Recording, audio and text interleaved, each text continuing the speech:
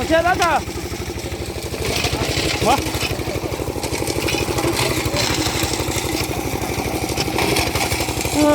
Chế một tàu.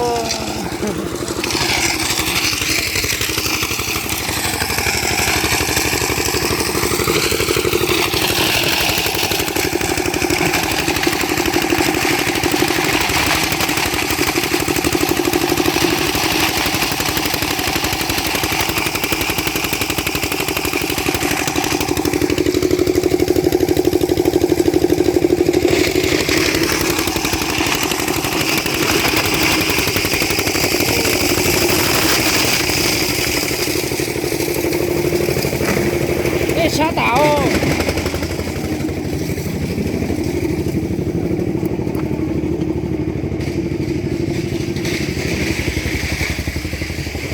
bà con rất là cố gắng để hoàn thiện tuyến đường này xong trước Tết.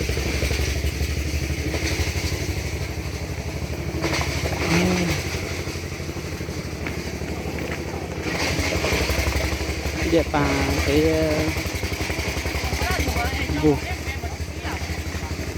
Ồ, mày chọn tao nhỉ? Căn đồ là chắc là xong rồi đúng không? Đúng rồi. Thế mày xong. Ông mà hồi chơi gì mà khó. Ồ. Tổng hết rồi cây lột từ đâu chết ta. Nên là nó khá là thế. Nó chỉ có khá. Mấy giờ tiền? Mấy giờ? Mấy giờ gì à? Cái họ chơi có còn cái Chị rõ? Cho tôi giờ càng thêm mà dưới tháng giờ tôi bé học. Có thì ở của ta ốp có là có còn chào ốp.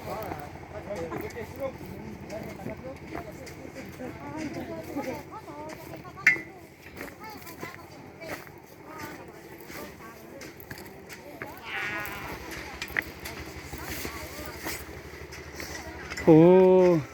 Cái chế một tàu các nó mà dưới thôi cho nó học. À? Mắm hôm nay học chỉ tàu à? Em giữ thóc tôi bây giờ chưa? Đồ này đổi chương chậu vứa mà đổ bê tông. Đấy. Đấy ông chủ là ông chủ.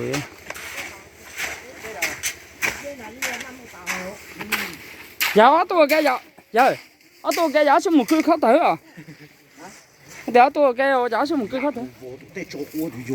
Dạ. Dạ tôi chủ ơi là chú công á. Nào bé tôi bé thì sao rồi à?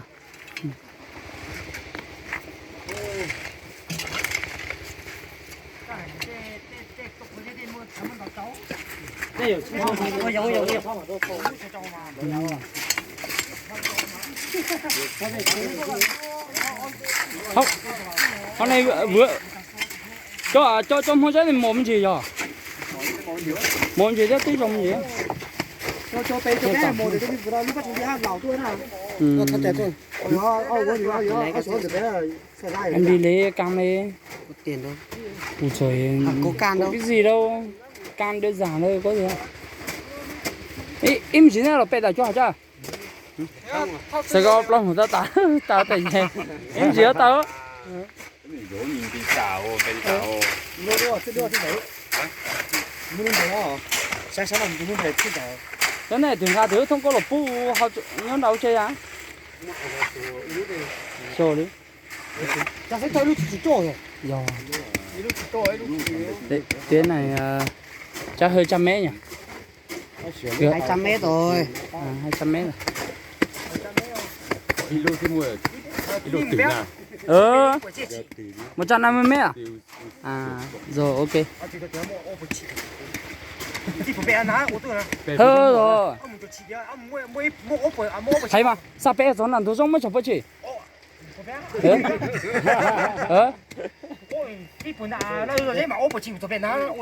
Bé lá? Ô bớt chỉ ra? Ít tuổi cái ông mấy bữa? chỉ bao liền cái mấy màn cho mà? Hả? Nia? hay bữa nào rồi nia? hay bữa nào tôi rồi nia mu? Ô kéo cái mấy chỉ bữa rồi. Đi đây. Không nên nhớ giờ xa vào chỉ bé đừng cho nó.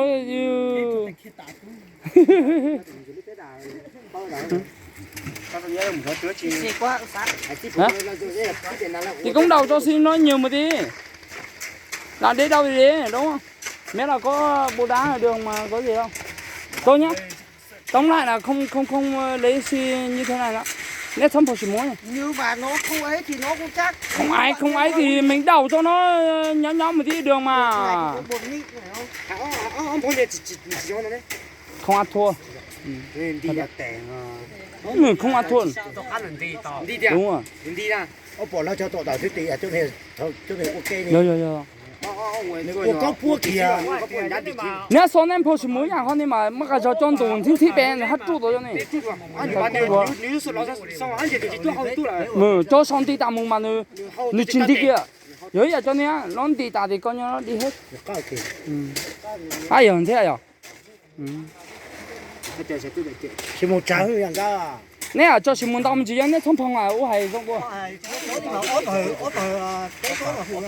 Ô na bé tôi hay đi là. Đó chỉ có cái còn đó đó